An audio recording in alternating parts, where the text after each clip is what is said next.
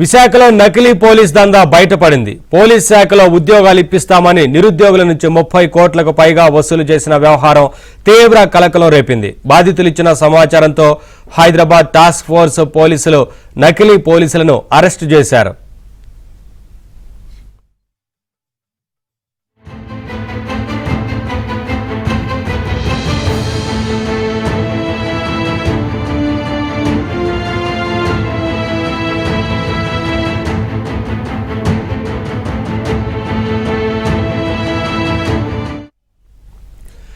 SI పేరుతో హనుమంత రమేష్ అతని ప్రియురాలు కలిసి నిరుద్యోగులకు పోలీసు శాఖలో ఉద్యోగాలు ఇప్పిస్తామని చెప్పి డబ్బులు వసూలు చేశారు.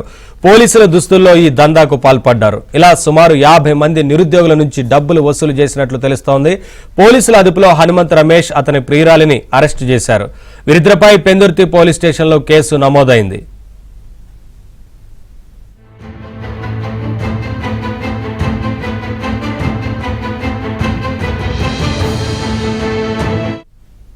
అప్డేట్స్ మా కరెస్పాండెంట్ సతీష్ అందిస్తారు. సతీష్, ఈ వ్యవహారానికి సంబంధించి అధికారులు ఏం చెప్తున్నారు, ఏంటి వివరాలు మొత్తంగా? నవీన్, విశాఖలో పోలీసులు ఉన్నత ఉద్యోగాలు ఇప్పిస్తామంటూ కూడా నిరుద్యోగులకు టోకరా వేశారు. సుమారు 30 నుంచి 50 మంది బాధితుల నుంచి సుమారు 3 కోట్ల వారు తీసుకున్నట్లుగా పోలీసులు ప్రాథమికంగా అంచనా వేస్తున్నారు. అయితే గత కొంతకాలంగా పోలీస్ శాఖలో కానిస్టేబుల్ నుంచి ఎస్ఐ ఉద్యోగాలు ఇప్పిస్తామంటూ హనుమంత రమేష్, అదే విధంగా అతని ప్రియురాలు పోలీస్ వేషధారణ వేసి కాకి దుస్తులు ధరించి ఫోటోలు వాట్సాప్ లో పంపించి వారిని నమ్మబలికే ప్రయత్నం అయితే చేశారు. ఇది కొంతకాలంగా నడుస్తుంది. కేవలం విశాఖలోనే కాదు, ఉత్తరాంధ్ర జిల్లాల నుంచి చాలా మంది కూడా డబ్బులు కూడా చెల్లించినట్టు తెలుస్తుంది. అయితే బాధితులు ఇంటికి వస్తున్నారని సమాచారం తెలుసుకున్న కుటుంబ సభ్యులు, అదేవిధంగా హనుమంత రమేష్ పథకం ప్రకారమే పెందుర్తి పోలీస్ స్టేషన్ లో సంబంధించిన మా హనుమంత రమేష్ కనిపించట్లేదంటూ కూడా పోలీసులు ఫిర్యాదు చేశారు.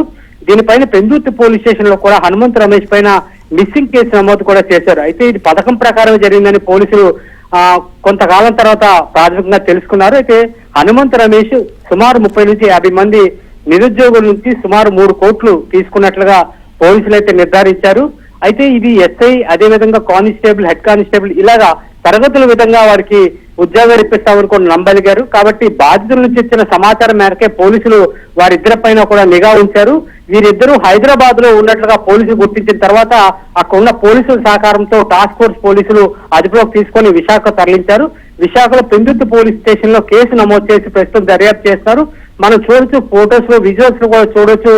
అతని ప్రియురాలు, అదేవిధంగా హనుమంత రమేష్ కూడా పోలీస్ కాకి డ్రెస్ లో వేసుకుంటూ కూడా వారిని నమ్మబలికే ప్రయత్నం అయితే చేశారు. కేవలం హనుమంత రమేష్ ఇలా పోలీస్ ఉద్యోగాలే కాదు, ఇతర శాఖల్లో కూడా ఉద్యోగాలు ఇప్పిస్తామంటూ చెప్పడం జరిగింది. గతంలో కూడా అక్కా చెల్లెలు వరుసైన ఇద్దరు కూడా మ్యారేజ్ చేసుకుని ఇప్పుడు మరోసారి ఇంకో ప్రియురాలతో ఈ విధమైన దందాకు పాల్పడినట్లుగా పోలీసులు ప్రాథమికంగా నిర్ధారణ చేశారు.